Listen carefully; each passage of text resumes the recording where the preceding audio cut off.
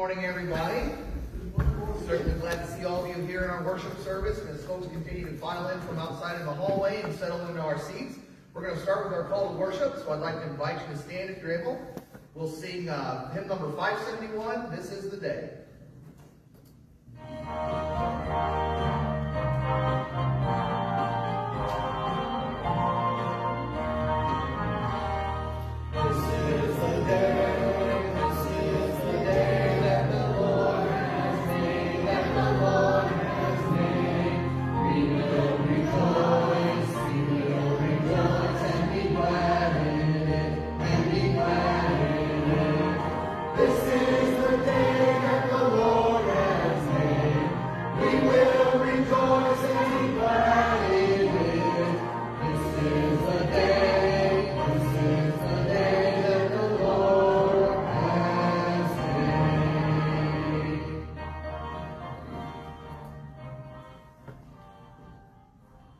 Please take your seats. Good morning, everybody. Good morning.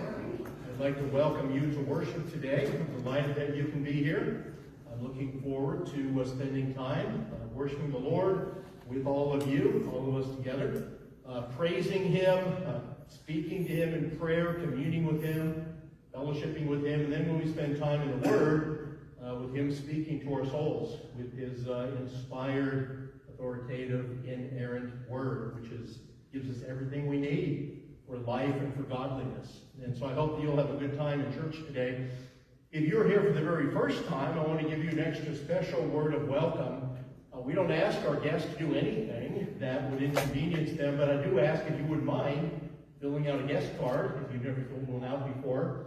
And they're located in the pew rack in front of you. We're not going to descend on your home on a Tuesday night and knock on the door when you've just finished a hard day of work and all you want to do is eat dinner and crash. Well, we're not going to do that. But we'd love to have a record of your attendance, and so that we could just send you a nice letter, let you know we were glad that you were here, and basically we can establish the lines of communication so that if I could be a blessing to you or the church can be a blessing to you, we're communicating. We'd like to be a blessing in Jesus' name. When you fill that out, we don't pass the plates during the service. We haven't done that for years, but you can hand the card to me at the end of the service, or to Ryan, or anybody really, excuse me, or if you come through the line to allow me to greet you, the plates will be right behind me as we're leaving today. All right, that's all by way of welcome. Let's go ahead and go to the Lord now in prayer. So I'll ask you, if you would, to bow your heads and to join your hearts with me as we talk with the Lord. Lord God, Heavenly Father, we come into your presence right now, excuse me, wanting to offer this service to you. And by offering this service to you, Lord, I know that basically we are offering ourselves to you. And so I pray, Lord, that as we set our minds on you, as we fix our eyes on you, as we open our ears to hear you, as we want to see you in spiritual ways, as we want to know that we're in your presence, I just pray, Lord God, that your Spirit would just come and affirm us, that you would give us understanding, that you would give us a sense of what's really happening in a spiritual sense. And for we do know, Lord, that you're here by your Spirit, and we do know that you work in hearts and minds. We do know, Lord, that you take our worship and you receive it and you rejoice in it. And we also know, Lord God, that you bless us for having come. And so I pray that you'll do that. I pray for each person that's here today, each person that's participating in this worship service. I pray, Lord God, that each one of us might just to really know the stirring of your Spirit in our souls in the deep places, and that you would just act in a way that would bring us into the very center of your will, of your desires. We know that your will is good. We know that your desires for us are the best. And so we just come expectantly. We come in faith. And we come wanting ultimately, even if we never got anything from the worship service, we want to give you that which you deserve. We want you to get something from it. And so we offer the service to you. We offer ourselves to you. We do it humbly. We do it in the name of our Lord and Savior, Jesus Christ, in whose name we pray. Amen. Ryan, come lead us as we sing.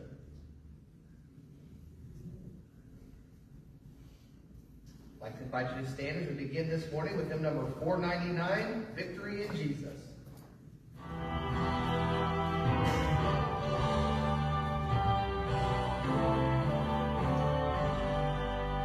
I heard an old story, how Savior came from glory, how he gave his life on Calvary to save a wretch like me. I heard about his glory, of his precious blood that atonement me. Then I repented of my sins and won the victory. Oh, victory in Jesus, my Savior forever. He sought me and bought me with his redeeming blood.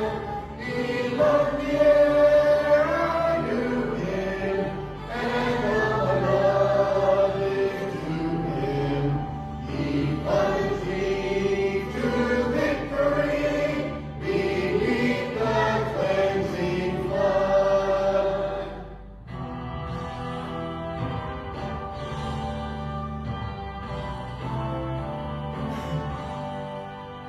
I heard about his healing, of his cleansing power revealing, how he made the lame to walk again, and caused the blind to see.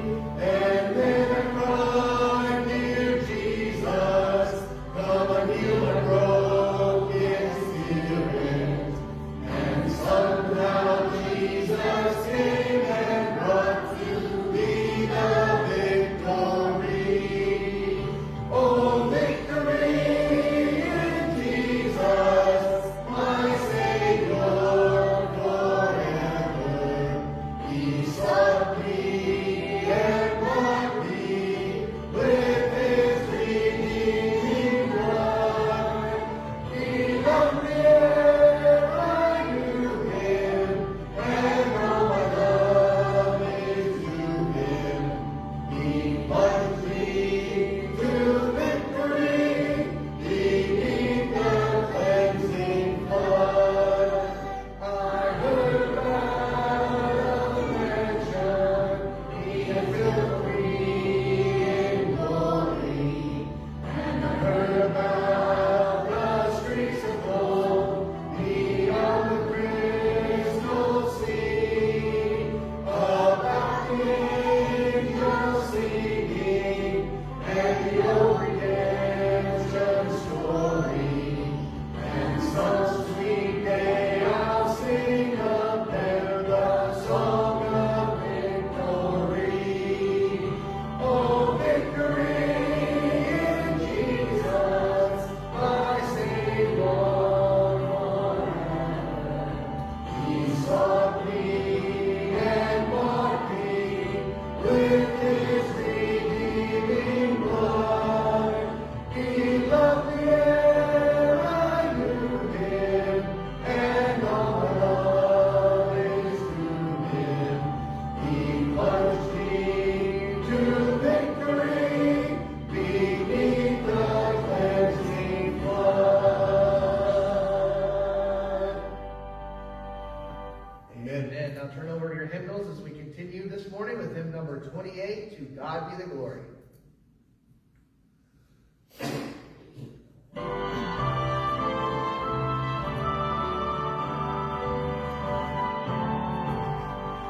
To God be the glory, great things he has done. So loved he the world that he gave us his Son, who yielded his life and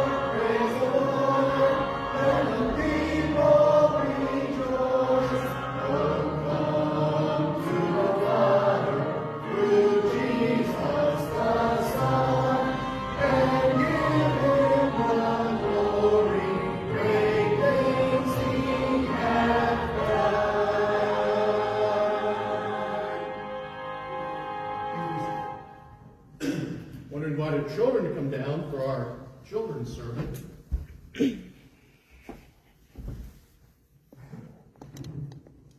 Everybody has a place, don't they? There we go. Well, what did I bring with me today? Basketball. Yeah, it says Papa on it. You know why? Because it's mine. Yeah, the kids have a basketball. Hudson's got his own basketball. Henry's got his own basketball, which is much smaller than the others because he's littler than the other big kids. Little Clara doesn't have a basketball. She just walks out there and she demands that I give her mine. Yeah. She tries to play. Yeah, she doesn't do basketball. She's too little. So I like basketball. This is also the brand of basketball. It's a Wilson, because that's my first name. I always try to buy equipment that has my name on it. So anyway, I have a Wilson baseball glove, have a Wilson baseball bat, I have a Wilson basketball, I've got a Wilson football. So why did I bring a basketball with me today? Well, I like basketball. I've been playing basketball since I was 8 years old. And you want to know what I got for Christmas this year? A basketball hoop. Now, Miss Jerry wouldn't put it together for me. I had to put it together myself. But I put it together, and now it's on the road in front of my house, on our street. And even when there's no kids there with me, guess what I sometimes go out and do? I go out and I play basketball. I like playing basketball. Now, which is funny because you don't see many men my age out playing basketball on the street in front of his house by himself. But anyway, that's okay. I don't mind being the one behind that does something.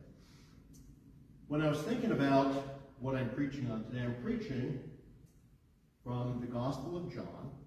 Now in the Bible, I know your parents and your Sunday school teachers tell you this. There's 4 Gospels. They're called Matthew, Mark, Luke, and John. And what the Gospels do is they tell us all about Jesus.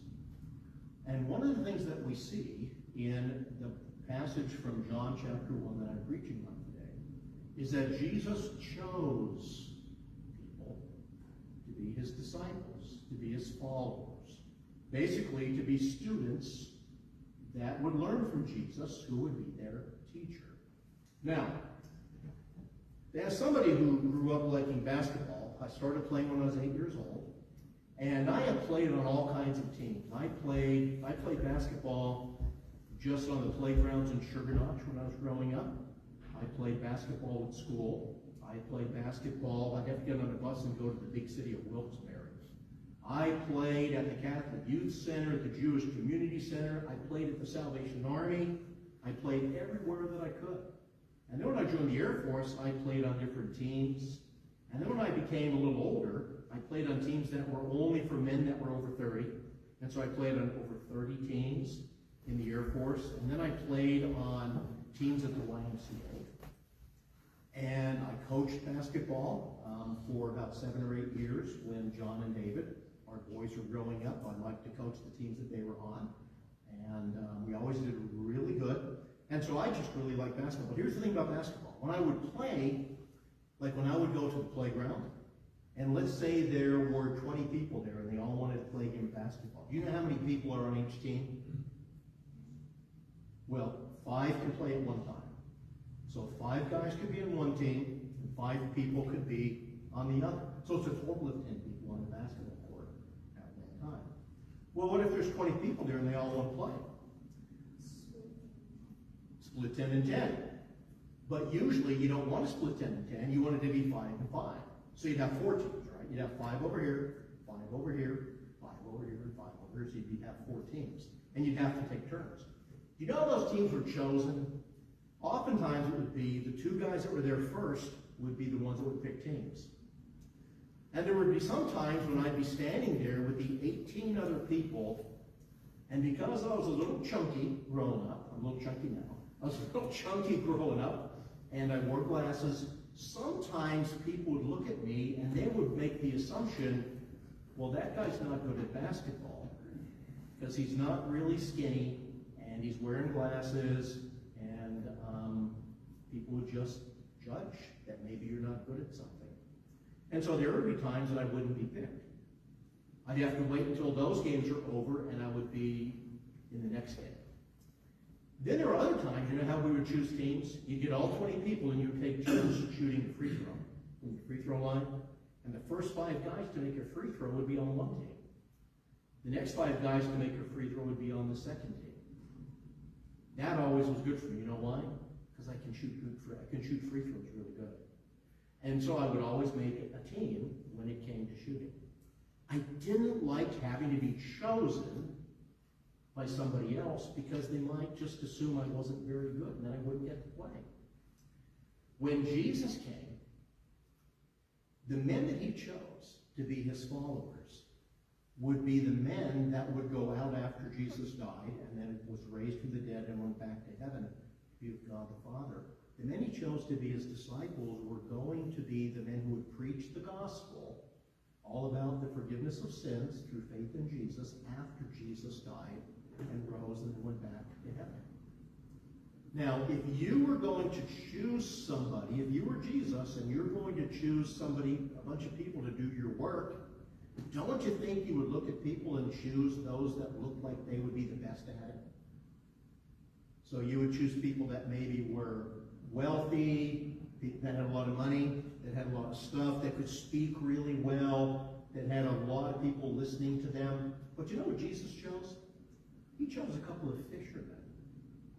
Those guys didn't have good education. Those guys didn't have, they didn't have a lot of money. They didn't have a lot of stuff. They didn't have a lot of people that listened to anything they had to say. They got up in the morning, they got in their boat, they went out into the water, they put their nets down, they caught fish, they came back, and they sold them. That was their whole life, was fishing and selling fish. There was another man that Jesus chose. He was a tax collector. Now, I won't go into all the details, but basically, being a tax collector means that everybody hated him because they had to pay money to him, and they didn't want to have to pay money to him. And then there were other men that Jesus chose, and you can learn about them more in Sunday school, and when you read the Bible with your parents and your grandparents. But the point is that Jesus chose a bunch of men that maybe you and I wouldn't choose. Because we'd look at them and say, how are they going to be able to do all this important work that Jesus wants them to do?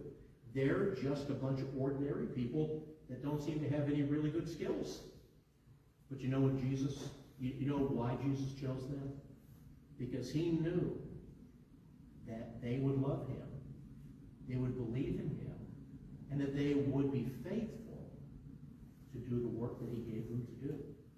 And that came true. Now, Judas, we know, we forget about him because he betrayed Jesus. But the other 11, these guys preached, and they taught, and they led lots of people to faith in Jesus after Jesus went back to be with the Father in heaven. And so Jesus always makes the right choices. And so I'm glad that God came down, or sent Jesus into the world in order to choose people like us. Because I know people tell us all the time how special we are. But really, none of us are qualified, to be Jesus' followers. But God loves us, and he comes and he chooses us anyway. And so we're going to thank him for that. So let's go to the Lord in prayer, and let's pray, and let's thank God for loving us and choosing us.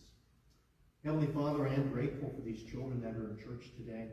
And I do pray, Lord, I am thankful, Lord, that we don't have to stand in a long line and you look at us and see all of our problems and all of our sin and all of our unworthiness, and then just qualify us. I'm grateful, Lord, that you look at us and you see into the future, and you choose the people that you want to be your followers, and to preach the Bible and to teach the Bible and to share it with our friends and our co-workers and our family.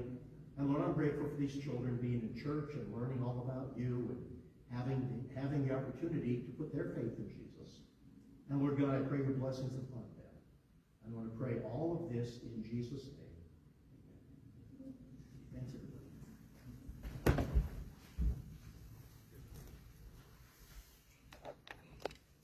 I invite you to stand again if you're able as we continue this morning with hymn number 506, In Christ Alone.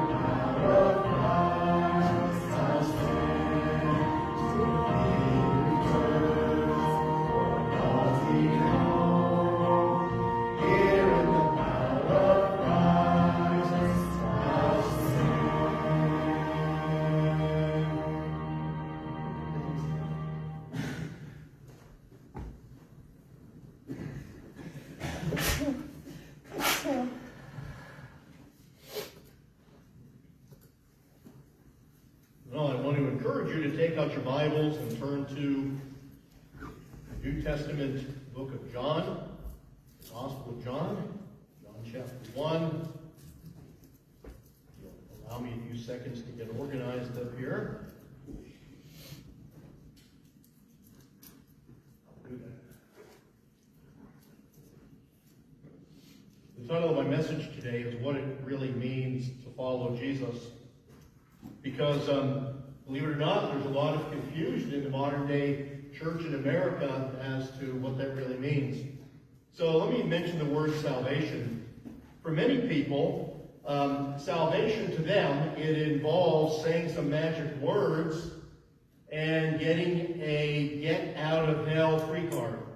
You know, Monopoly, you can get a get out of jail free card. A lot of people think, well, if I just say those right words, I will be guaranteed, because I've unlocked the formula, the secret formula, and I will have divine fire insurance. I'll never have to go to hell.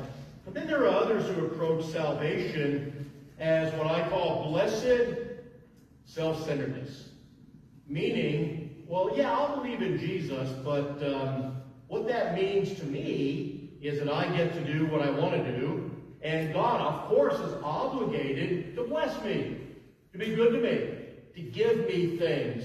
I'll make my plans, and I'm going to demand and expect that He will make my plans come to fruition. Basically, what happens there is a lot of people that believe that way, they look at God as the servant and themselves as the master. But here's the truth. Salvation is not the end-all, be-all. Salvation is not the end of anything. Salvation is a beginning. Salvation is the entry point into the eternal kingdom of the Lord Jesus Christ. We enter the spiritual kingdom of Christ at salvation. One day Jesus is going to return and He's going to establish His literal kingdom on the earth. And then after God's purposes are accomplished in that 1,000-year kingdom, God's going to melt the present heavens on earth. He's going to create a new earth, and all the redeemed of all the ages, those who have been redeemed by the blood of Christ, will live in a Garden of Eden-like paradise on that new earth under the reign of Jesus Christ. And so salvation is the beginning. When a person is saved, he is brought out of the darkness of sin and into the rule and the reign of the Lord Jesus Christ.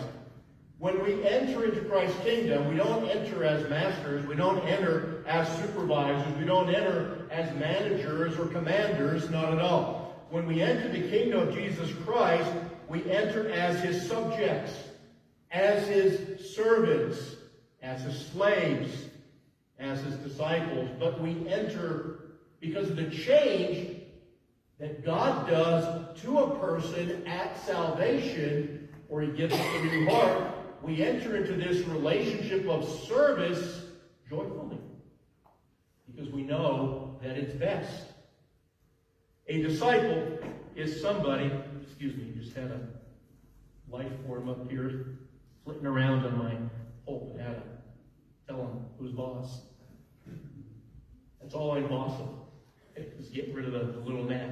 But let's ask this: what is a disciple? Because we're going to be talking about Jesus calling disciples today.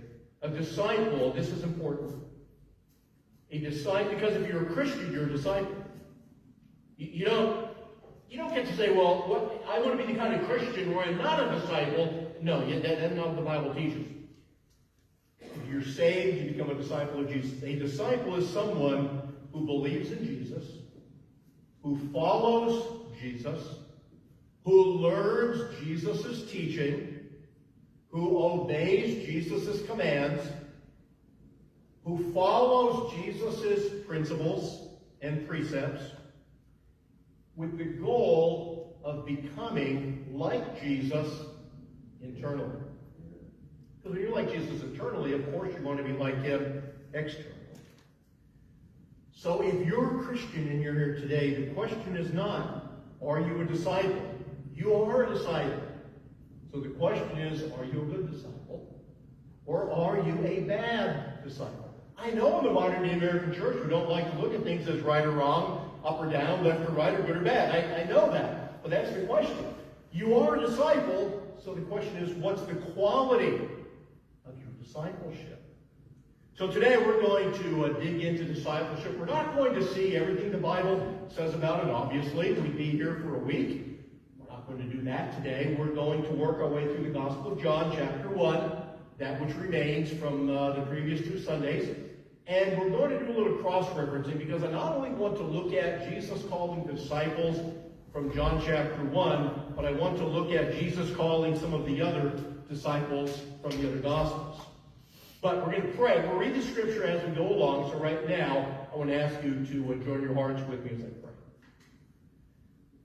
Heavenly Father, we want to dig deep into the mind, to find the riches that lie therein. We know, Lord God, that your greatest blessings are not on the surface. We know that your greatest blessings are not found in doing something that is easy, doing something that is comfortable. We know, Lord God, that we're going to have to give ourselves to examining Scripture, opening our hearts to your Spirit, opening our minds to your Spirit, that we might understand and that we might believe, and that we might let your truths mold us and shape us so that we might, as a result of being here today, be more like Jesus. And so we give ourselves to you, we give ourselves to the task, and we pray that you'll be honored by it and that we will benefit from it. And I pray this in Jesus' name, amen. All right, number one, let's look at the first steps of discipleship. We're going to read John chapter 1, verses 35 through 42. We will have the words on the screen, so you can follow on there, or you can follow along in your own Bibles. John chapter 1, 35 through 42. The next day, again, John, meaning John the Baptist, was standing with 2 of his disciples, and he looked at Jesus as he walked by and said, "Behold, the Lamb of God." The 2 disciples heard him say this, and they followed Jesus. Jesus turned and saw them following and said to them, "What are you seeking?" And they said to him, "Rabbi," which means teacher, "where are you staying?" He said to them, "Come and you will see." So they came and saw where he was staying, and they stayed with him that day, for it was about the 10th hour.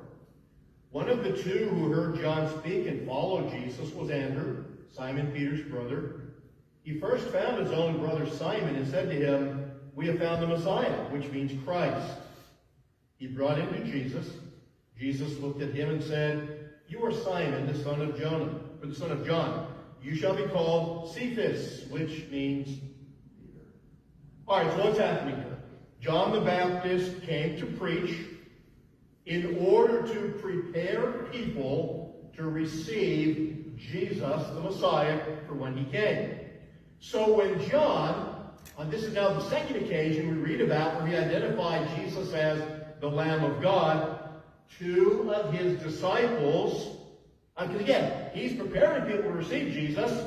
He's pointing Jesus out as the one he's been preaching about. So obviously, naturally, two of his disciples say, well, we're going to go ahead and follow after Jesus. John, thank you for everything you've done. No, I don't know if they said that. But that was fine with John because he said he must increase and I must decrease. And that's what happened. Now, these two men were Andrew and some unnamed fellow. We believe he was the author of this gospel, the Apostle John. Jesus asked them as they trotted along to catch up with him and join him as he was walking. He asked them what they were seeking. What are you guys looking for? Why are you following me? Now, he's not asking sarcastically. He's asking them, what's your purpose? What are your intentions? And Andrew and John said, they asked, where are you staying? Now this means more than just, hey, where are you lodging? What it means is that where Jesus was, they wanted to be. Because in leaving John the Baptist, being his disciples, and following after Jesus, they wanted the same relationship they had with John with Jesus. They wanted to be Jesus' disciples. They wanted access to Jesus. They wanted Jesus to teach them. They wanted to commit to being his followers. What I would ask you is this: what you want from Jesus? Do you want access to Jesus? Do you want Jesus to teach you? Do you, as a Christian, as a disciple, do you want to be a lifelong, committed follower of Jesus?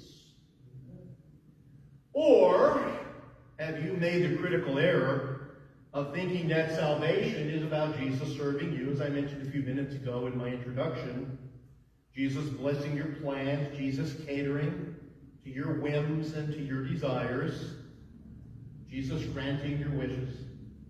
Or here's another category of person and error. Are you so used to spiritual failure that you can only see Jesus as some type of first aid cream that you put on the wounds and the scrapes that life has inflicted on you? You have no hope at all that he's anything more than just someone who can help you feel better. We need to be like Andrew and John.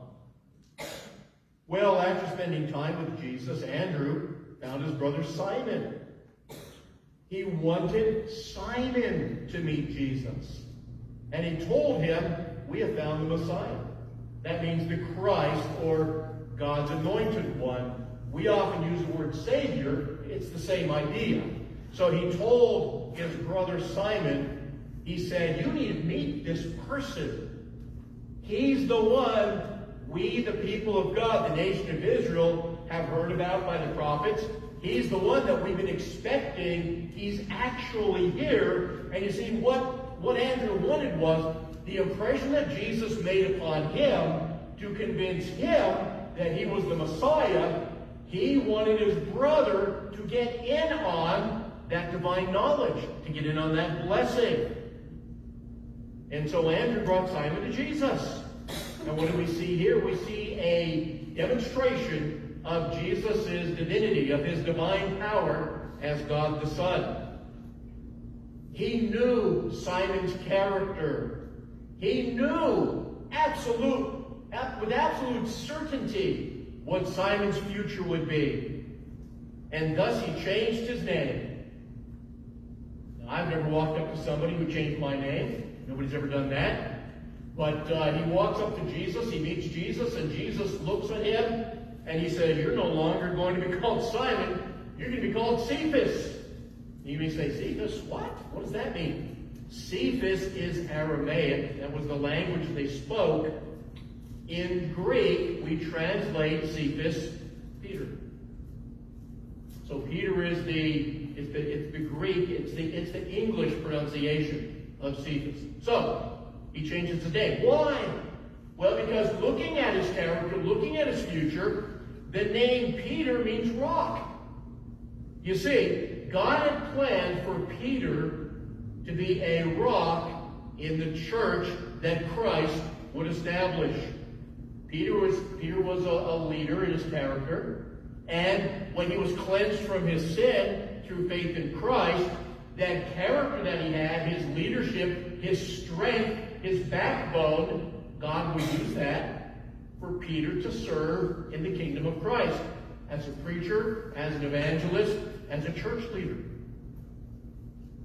So giving Simon a new name was a prophetic declaration of Peter's new identity. You see, because when we come to faith in Christ, we remain who we are, and yet we're changed. Our personality is still there, and yet our personality is sanctified, and God gives us a new heart, new loves, new desires, new affections. That's what he did with Simon, changing his name to Peter. I want to say a few things about discipleship based upon these first steps of discipleship for Andrew, for John, and for Peter, because Jesus hasn't actually officially called them as disciples yet. He's not officially called them to be a part of what we know as the 12 disciples. But let me talk about these beginning steps. Discipleship begins when you respond to Jesus' call on your life. Andrew and John indicated they wanted to follow Jesus and sit under his teaching. Jesus told them, come and see what he was about. Folks, they had to accept his invitation. He didn't grab them and put them in a headlock, or a fool Nelson. He didn't knock them unconscious and drag them by the scruff of their neck into the kingdom. He didn't do that. You and I, when Jesus calls us, we must respond to his call. And actually, these men, they needed to stop what they were doing. The first two, Andrew and John, needed to cease following the very good man that they had been following to follow somebody better. And that was Jesus. Second thing about discipleship I want to say from these couple of verses is that discipleship requires that we come to know the real Jesus. Today in the American church, people say things like, yeah, I know I don't, and maybe churches that you've been to haven't, but there are a lot of people in a lot of so-called Christian denominations and churches that will say things like, well, Jesus was a pretty good teacher, but he wasn't God. He was just a good man. There are a lot of people that will say that. Or probably what's more common is that the average person that comes to a church desperately wants to be in a church where they are allowed to construct a Jesus of their own liking. Let me kind of craft my own Jesus. Yeah, I'll skim from the pages of Scripture, but I'll keep the parts that I like and get rid of the parts that I don't like, and they kind of make a hybrid Jesus for themselves. Well, after spending time with Jesus, Andrew was so convinced that Jesus was the prophesied Messiah, that God's anointed king, that he wanted to be his follower and wanted his brother to be his follower also. He was coming to know the real Jesus, not a Jesus of his own making. Discipleship also deepens when we remain with Jesus.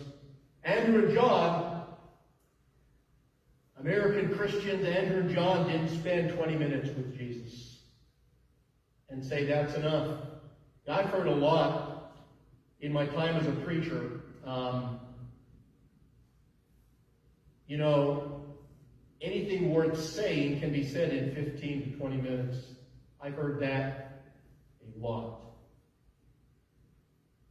Now, I know that there's something called respecting people's time and not turning church into an all-day affair, unless, of course, we tell you that's what we're going to do, and you come knowing that. I understand there are kind of informal time constraints, and I actually I have constraints on how many pages of notes I bring to the pulpit. I don't know if you know that.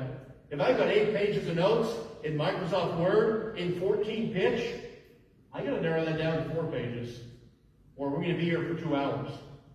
So I understand that, but you have to understand that this American concept that we could have a TED Talk, I think TED Talks last like 22 minutes, that we can have a TED Talk and everybody's going to be sufficiently Christianized for the day or for the week, that that's all that they need.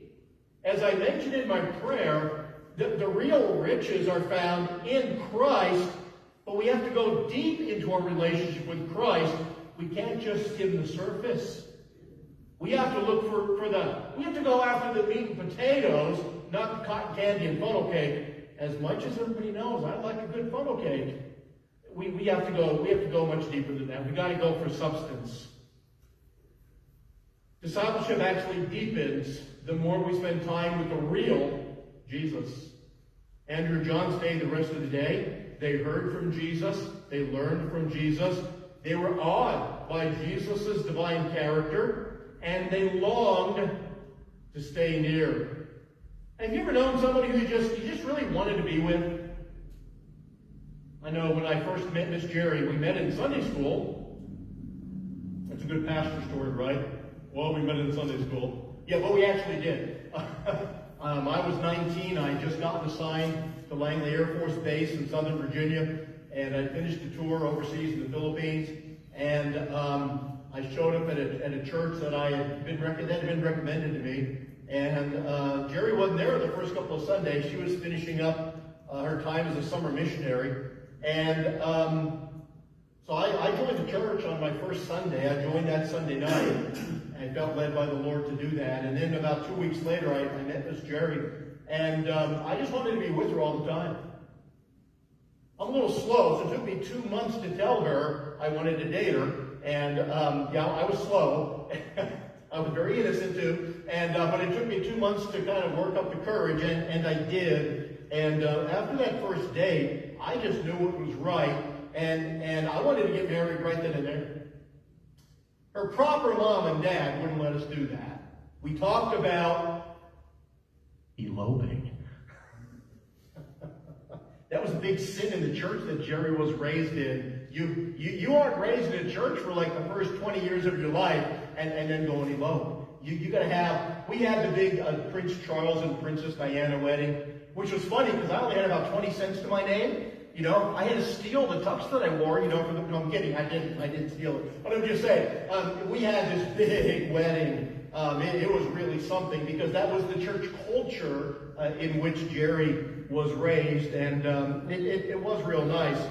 But the thing is, I just wanted to be with her all the time.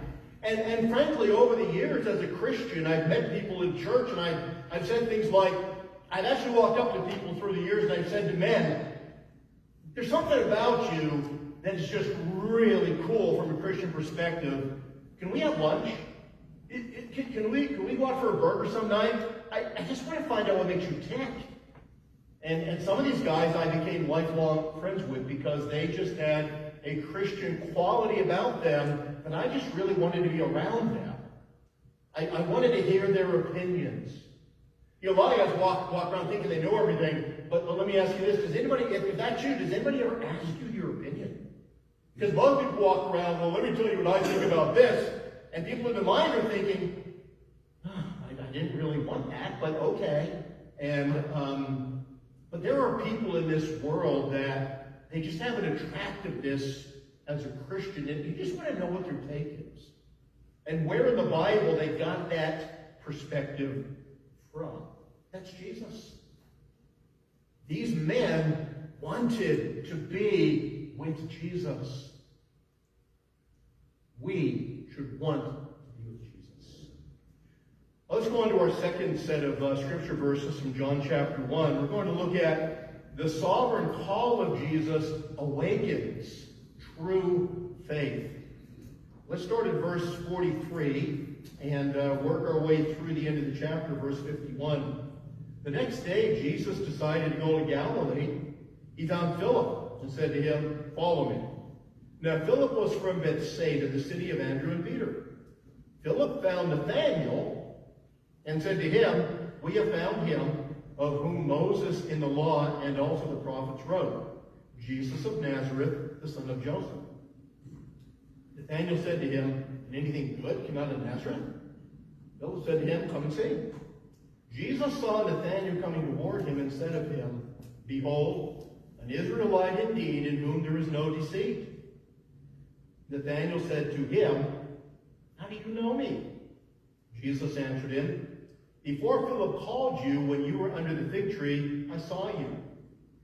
Nathanael answered him, "Rabbi, you are the Son of God. You are the King of Israel." Jesus answered him, "Because I said to you, I saw you under the fig tree, do you believe? You will see greater things than these." And he said to him, "Truly, truly, I say to you, you will see heaven opened, and the angels of God ascending and descending on the Son of Man." So Jesus, up until this point, was in the southern part of Israel. He was on the east side of the Jordan River, just above the Dead Sea. That's where John was baptizing. It was wilderness. There weren't villages, there weren't cities. Jesus wants to go to Galilee, which is the area in the northern part of Israel where he was raised. And before he left for Galilee, look what the Bible says in verse 43. He found Philip and said to him, "Follow me." Now, folks, we don't add to Scripture. We can, in a very healthy and scholarly and accurate way, sometimes say, "Well, I bet you this happened after somebody said such and such because of what we read next."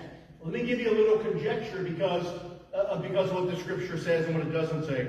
There is no indication here, or in the other Gospels, that Philip had been a disciple of John the Baptist, like Andrew and John were. There's no indication of that. I say that because if that's the case, Philip would not have been around John the Baptist as he was preparing the way for Jesus, preaching about the Messiah, getting the road made level and smooth for the arrival of the Messiah. Philip might have never heard John say, "Behold, the Lamb of God who takes away the sin of the world." I want you to think about, I'm going to fast forward to John chapter 17. I want you to think about what we call Jesus' high priestly prayer. He prays for himself, for his disciples, and for those who would come to faith, meaning us. In John chapter 17, he described the disciples as, and I quote, he's talking to God, "The men whom you, God the Father, gave me out of the world. They were yours, and you gave them to me."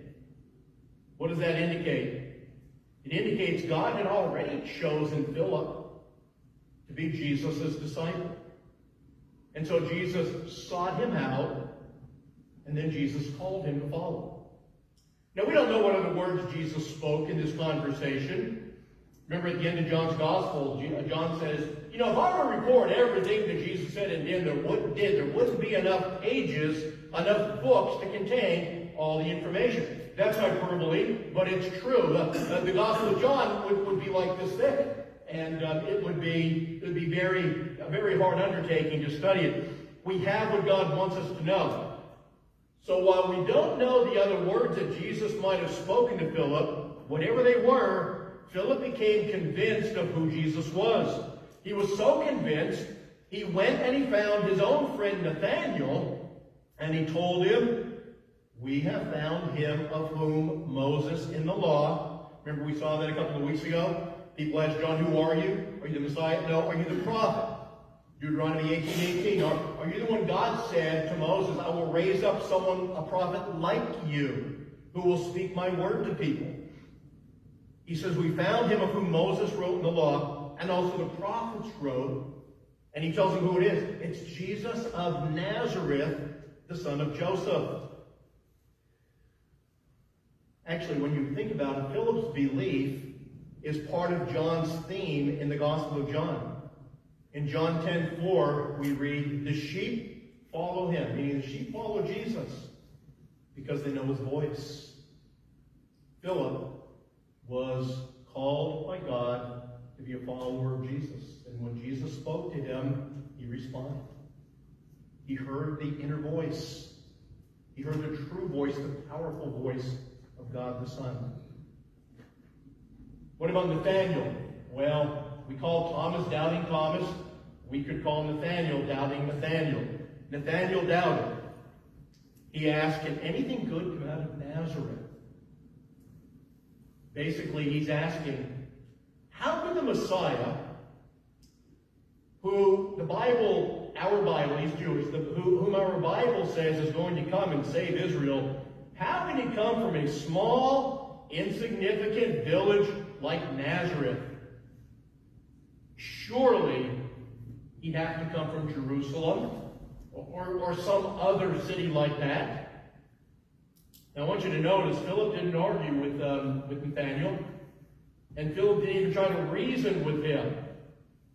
Because Philip knew he's not going to be convinced by my words. He wanted Nathaniel to meet Jesus for himself. He wanted Nathaniel to have a personal encounter with Jesus.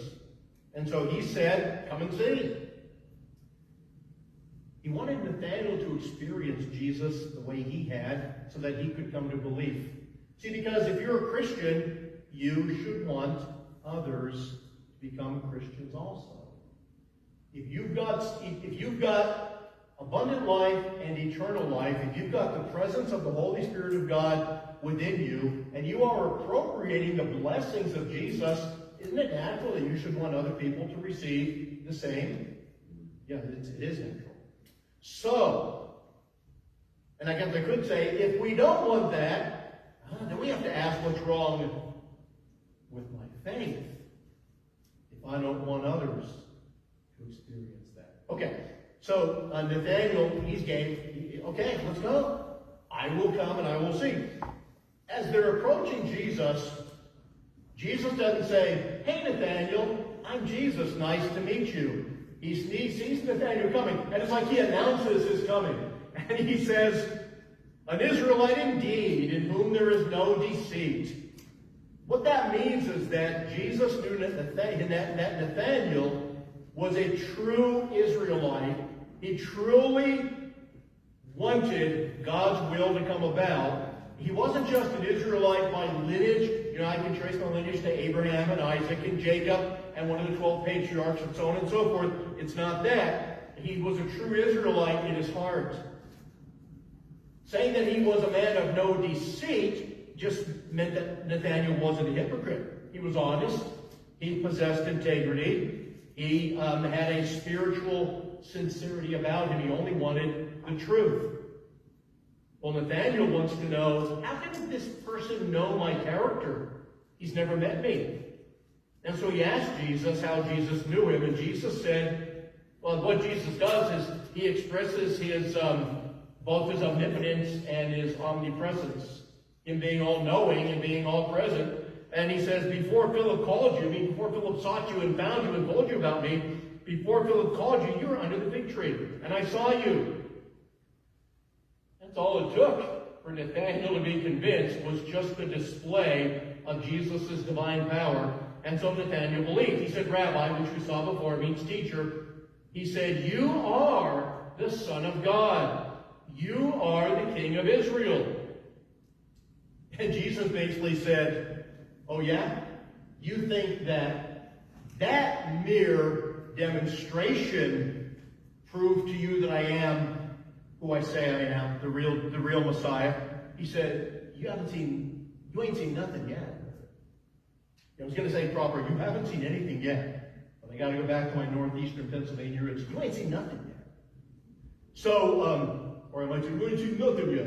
Okay, that's better. Now, I had to learn to talk when I, when they moved into a different world in the military. So anyway, Jesus told Nathaniel, you're going to see greater things than this display of divine knowledge. And he told him something that a lot of people don't understand. We will after today. When Jesus talked about Nathanael seeing heaven open and the angels of God ascending and descending on the Son of Man from verse 51, you might be thinking, especially if you've been through our study of Genesis on Wednesday nights, you might be thinking of Jacob's ladder, where Jacob saw heaven open, and he saw a staircase, not a ladder, literally, not a step ladder, but he saw a staircase, a mechanism to take people up and down. And he saw the angels of God ascending up to God and then descending down to the earth. So what Jesus is saying here, and he's been to the Old Testament, it suggests Jacob's ladder with the angels ascending and descending in order to carry out God's will, in order to do God's work on the earth. What Jesus is saying is this: I am that ladder. I am your connection on earth with God the Father in heaven. I am the access point between God and man. I am the one through whom heaven is opened and you can know God and have a relationship with God. Because Jesus would open heaven, and a relationship with God would be made possible by his death on the cross. Well, what about the angels ascending and descending on the Son of Man? This points us to Hebrews chapter 1, verse 14. There, the inspired word of God describes angels as, and I quote, ministering spirits sent out by God to serve for the sake of those who will inherit salvation. What does that mean? God sends his angels into the world on behalf of Christians, those who will inherit eternal life. You see, God, this is why we need to live in harmony with the Lord, because he's got his angels out working on our behalf, our spiritual behalf. Now, I'm not going to go any deeper and try to explain that in any greater detail than the Bible does, because then it would be conjecture, and then you end up with folklore, and I don't believe in Christian folklore. There's a lot of books that are written about heaven, they're Christian folklore. There are a lot of books written about the end times, they're Christian folklore. There's a lot of books written about a lot of things that they're like old wives' tales, or like Aesop's fables. I'm not going to do that, but I will tell you that what we're seeing here is that angelic ministry after the cross is to benefit those rightly related to God, to whom the heavens are open, through faith in Jesus Christ. That means because of Jesus, you and I can count on God's spiritual protection in whatever form he decides to give that to us. But we need to live in harmony with the Lord, because how many blessings are you and I surrendering by living sinfully, disobediently, unfaithfully? We're not putting ourselves in a position to receive the blessings when God pours them out of his treasure chest. We have to be in position by fidelity, by faithfulness. Okay, so the point before I move on, Jesus called those whom he chose. Now when you think about him calling people and them responding, he called those whom he had chosen, and they actually bowed to his divine authority. Listen to what Augustine said. Some people know him as Augustine. Listen to what Augustine said. He said, Christ's voice creates what it commands. Follow me wasn't a suggestion. Jesus wasn't hoping against hope that the men would agree. Jesus saying, follow me, produced following. I mean, it's right here in the pages of Scripture. Martin Luther said, Jesus' call shows the power of the preached word. You know, the Bible says that faith, meaning belief in Jesus, comes by hearing, and hearing by what? The Word of God, or the Word of Christ. So yes, Jesus' call shows the power of words when we're proclaiming the truth of the gospel. And so in evangelism, we're not called to just like talk up the Lord. We're called to live the truth of Scripture, because that's where the power is. Paul said, I am not ashamed of the gospel of Jesus Christ, for the gospel is the power of God unto salvation for everyone who believes. I've got to move fast now. I'm getting ready to draw to a close, but I've got to cover this next point. Number 3, I want to look at responding to the costly call of discipleship. I'd like for you to turn in your Bible. I'll have the words on the screen, so I guess I'm the one who needs to turn in my Bibles, because I can't always read the words on that back screen as well as I'd like to. Maybe I need new glasses. But anyway, I want you to turn to the Gospel of Matthew, to Matthew chapter 4. I'm going to start reading at verse 18 and read through verse 22. Here we go, I found it. While walking by the Sea of Galilee, Jesus, he saw two brothers, Simon, who was called Peter, and Andrew his brother, casting a net into the sea, for they were fishermen. And he said to them, "Follow me, and I will make you fishers of men." Immediately they left their nets and followed him. And going on from there, he saw two other brothers, James the son of Zebedee, and John his brother, in the boat with Zebedee their father, mending their nets. And he called them. Immediately they left the boat and their father and followed him. So you see, the initial encounters were these men getting to know Jesus, that they were, point number one, the beginning steps of discipleship. But here we see Jesus calling them, and they're going to have to count the cost. Now, this section takes place in Galilee, where Jesus had intended to go back in John chapter 1. Peter and Andrew, who already knew Jesus, they were fishing. And Jesus said, verse 19, "Follow me, and I will make you fishers of men." James and John were also fishermen. They were in the boat with their father, mending their fishing nets when Jesus called them. Here's what I want to point out from this. Jesus' call was authoritative. He unapologetically called these four men to leave their normal pursuits to follow him. Jesus' call was disruptive, because if they were to follow him, they were going to have to drop everything right then and there, with no hesitation, in order to get in on Jesus' divine call. That meant they had to leave their nets, their boats, their careers. For James and John, their father, it was obviously a family business, and whatever other responsibilities they had. And they responded. Notice, Peter and Andrew, immediately, they left their nets and followed Jesus. And James and John, immediately, they left the boat and their father and followed Jesus. What are the words you see in both of those instances? Immediately, and they followed.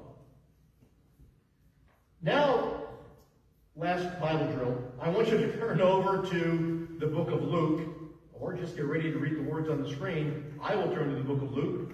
Luke chapter 5, verses 27 and 28. After this, Jesus, went out and saw a tax collector named Levi sitting at the tax booth. And he said to him, "Follow me." And leaving everything, he rose and followed Jesus. So Matthew also had to count the cost. He had to leave career, income, profitable income, comfort, and stability, everything that defined his life. Not a good way, because Levi, or Matthew, was roundly hated, because he collected taxes from the Jews to give to the Roman government. So they saw him as a traitor. Not only that, he had a certain level of discretion to increase fees and subsidies and all kinds. In essence, whatever the Roman government says, collect these taxes and we'll pay you a salary. Whatever you collect above and beyond that, that's yours. He collected above and beyond that, because that's what tax collectors did. And that's why they were so hated. And that's why they're always mentioned in lists of sinners like prostitutes and tax collectors, because everybody hated them. That was Matthew. I find it interesting that Jesus called somebody to follow him that everybody hated. Isn't that good news for all of us that maybe aren't perfect? Okay, all right, amen. All right, very good. But anyway, when Matthew left his tax booth, there was no going back. You couldn't do that to the Roman government.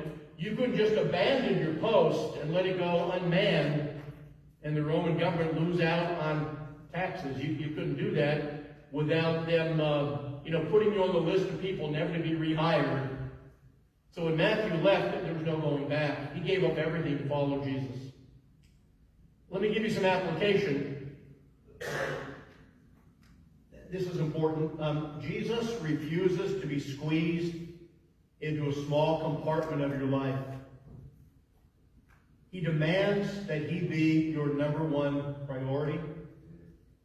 He deserves to be your number one priority.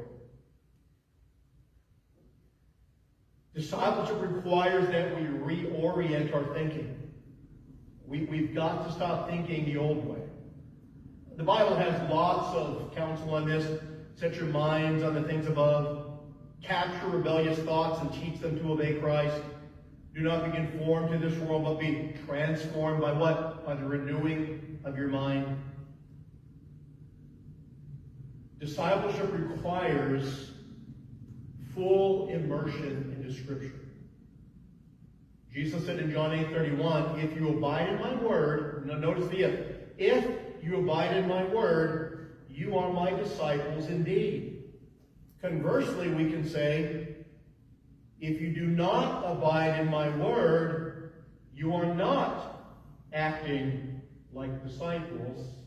You might not actually then be disciples. Discipleship calls us to new loves. Discipleship requires that we drop everything. Now that doesn't mean, I got saved in the Air Force. God did not call me to walk up to my commanding officer as an 18-year-old with no stripes on his sleeve and say, I just became a Christian. I read the Bible and it tells me I need to drop everything, so I want out. That's not how it works. What do we have to leave behind? Our sin. And any ways that we lived our lives based upon our immersion into sin. So when you're saved and you're made into a new creature, you've got to leave the old behind. Now, it's a lifelong process. I'm 65 and I've been saved since I was 18. You do the math. I don't know what it is. It's a long time. Was it 47 years? Something like that? Yeah, you're a treasurer. You have a calculator? Yeah, something like that. Yeah, we're round, 47. I like to round. I don't like things to the right of the decimal point, as Deb knows. But, so yeah, I've been saved for a long time. And the longer I'm saved and the closer I get to Christ, the more I realize what a sinner I am. The more I realize how unworthy I am, the more I realize what a problem the sinful, fleshly nature is. So it's a lifelong process. Maybe you, if you're mature, you'll notice the same thing. But you got to leave the darkness behind. You got to leave behind whatever brought you comfort as a sinner, your habits. You might have to leave behind some of your inappropriate and ungodly relationships, and you need to leave behind any ungodly ambitions. Titus 2:12 says we are to renounce ungodliness and worldly passions and live self-controlled, upright, and godly in this present age, the age in which we live. Discipleship means reorienting your life around Jesus' character. He says in Ephesians 4:22 through 24, put off the old self which belongs to your former manner of life and is corrupt through deceitful desires, and be renewed in the spirit of your minds. Put on the new self, created after the likeness of God in true righteousness and holiness. So again, it's something we have to build into our lives, to getting rid of sinful things and bringing in holy things, and it's also a process. Salvation is instantaneous. Learning how to live a Christian life occurs over time. Now, all these things, and I could say 100 more things, but all these things are possible only if we remain in Christ, meaning in a continual union. It's a spiritual union, but it's a union nonetheless. We've got to remain in union with Christ. John 15:5, a lot of you have memorized this in discipleship. I am the vine, Jesus said. You are the branches. He who abides in me, and I in him, bears much fruit. For without me, exactly, you can do nothing. What does it mean to abide in Jesus? Well, it means be a disciple. Remain with him, stay with him, continue with him, dwell with him, endure with him, persevere through difficult times with him. Christ is the source of life. He's the source of spiritual life. He's the source of eternal life. There is no other. Last of all, I have an epilogue. I didn't give this a title. It was about midnight, and I was sitting there thinking, after having worked the previous 12 or 14 hours, what would be a good title? And I was waking myself up from falling asleep, and I said, epilogue. Okay, so this is my epilogue. This is the ending. I'm not going to expound upon it. I'm just going to read something to you that falls under the category of Jesus had many disciples. But at what point in his ministry, he narrowed that group of disciples down to the 12. Those who would be his inner circle, those who would be closest to him, stay with him. And again, except for Judas, who was the son of perdition, Jesus said, I have not lost any of the others but the one God whom you chose for me to lose. And these men would go on to do marvelous things for the kingdom. So Luke chapter 6, verses 12 through 16. In these days, Jesus went up to the mountain to pray. And all night he continued in prayer to God. What do you think he was praying about? Well, we read on. When day came, he called his disciples, and he chose from them 12, whom he named apostles. Then we have a list. Simon, who he named Peter, and Andrew his brother, and James and John, and Philip, and Bartholomew. You know what Bartholomew is? It's Matthew. Why is he called by two different names? This may interest only one of you. That's called a patronymic. A patronymic is where you give somebody a name based upon who they're the child of. My name Wilson is a patronymic. It actually means son of Will. If your name is Hudson, it means son of Hud. Anything that has son at the end of it means literally son of. We don't usually think of that when we name children. Because my father's name was Wilson, not Will, and his father's name was John. So go figure. But that's what a patronymic is. And so Bartholomew was the patronymic, but his personal name was Nathaniel, and we've already seen him. Then he called, verse 15, Matthew. Let's see, where am I? Matthew, which is Greek. In Hebrew, his name is Levi. We saw that in the scripture. And Simon, who was called the Zealot. And Judas, the son of James. His nickname was Thaddeus. And Judas Iscariot, who became a traitor.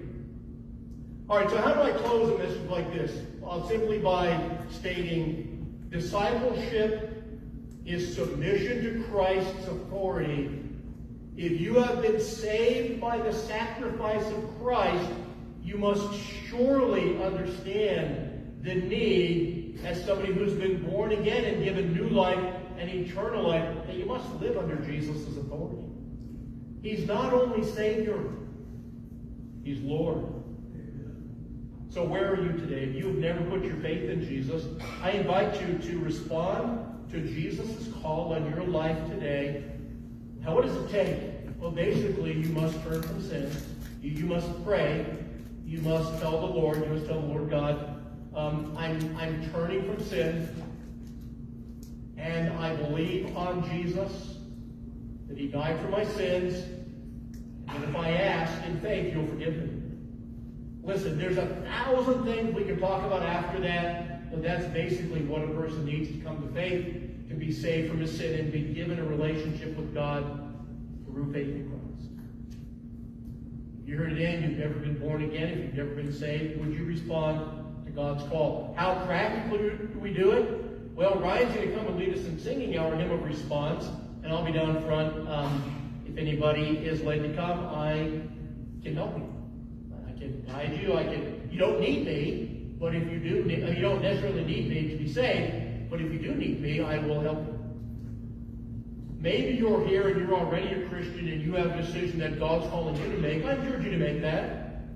Maybe you need to come and kneel at the altar and pray. Maybe you need to come and visit with me to express something about your walk with the Lord, or to ask for prayer, or to ask for help, or to recommit your life to Christ. Maybe you're here today and you're not a church member, but God is calling you to become a member of Swansea Baptist Church. I would encourage you, if that's God's call in your life, you also respond. Remember, Christ's call is His command. So this is all about you and Him. It's not about me. It's not about responding to anything I've said. It's not about any of that. It's between you and the Lord Jesus Christ. I'm going to pray. Ryan will come and lead us in singing, and if you have a decision to make, simply I invite you to come. Let's pray. Lord God, Heavenly Father, all that we want to accomplish at this point is your will. We know you're here by your Spirit. We know you've been here. We know you've been moving and working. We know that none of us have been untouched by the ministry of your Holy Spirit. I know, Lord God, that there might be many decisions that need to be made in response to your Spirit's activity. I pray that for each one of us, that decision or those decisions would be clear, unmistakable. And I pray that you would create in us kind of a holy gumption that we might actually get up and respond to your call. Whatever that call may be, whatever our response needs to be, we entrust all of that to you. And so we pray these things in Jesus' name. Amen. As Ryan leads us, if you have a decision to make, I invite you to come.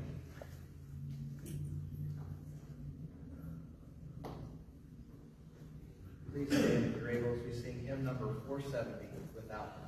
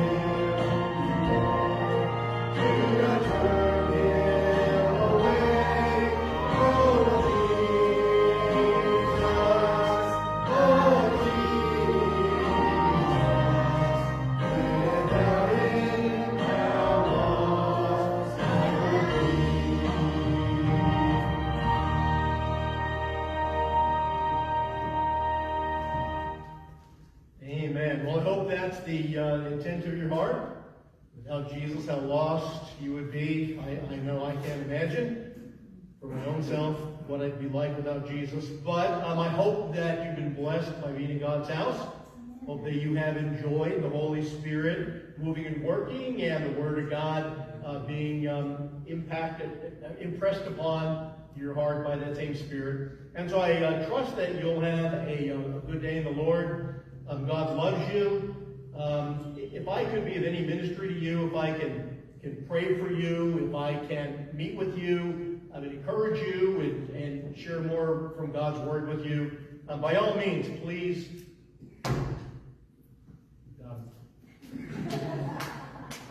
My OCD is like, this is driving me, he's driving me crazy. I thought I'd done it before, but I only scared him off for a while. It's my left hand, I won't shake it that way. But anyway, if I can be of any ministry to you, let me know. Anyway, God loves you, Jesus died for you. I hope that you enjoy your relationship with Him, and God bless you. Our service is now dismissed. Thank you.